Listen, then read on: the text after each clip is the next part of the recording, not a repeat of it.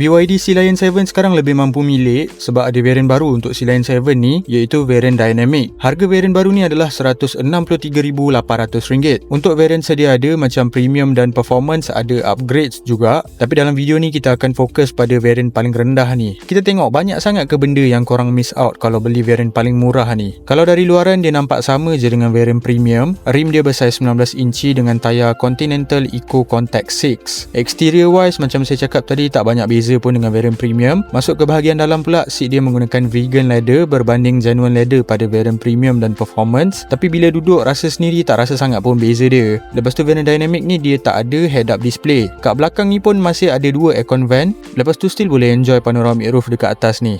Experience dekat bahagian dalam ni lebih kurang sama je dengan varian lain. Cuma kekurangan dia dari segi charging dan range lah. Varian Dynamic ni dia cuma support 7kW AC dan 110kW DC. Kapasiti bateri dia 71.8kW sahaja. Range dia pula adalah 520km NEDC. Kalau convert ke WLTP dalam 440km macam tu lah. Power output dia pula sekitar 231 PS dan 380 Nm torque. Ok, varian Performance dan Premium ni sekarang datang dengan bateri lebih besar, 91.39 kWh. Bahagian dalam pula dia pakai genuine leather seats. Lepas tu charging rate untuk Premium dan Performance ni sama sahaja untuk kedua-dua varian, iaitu 11kW AC dan 230kW DC. Range untuk varian Premium adalah sekitar 552km dan Performance pula adalah 522km.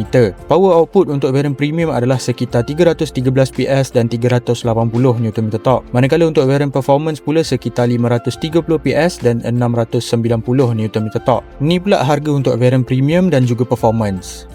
So macam mana? Varian mana paling berbaloi untuk korang?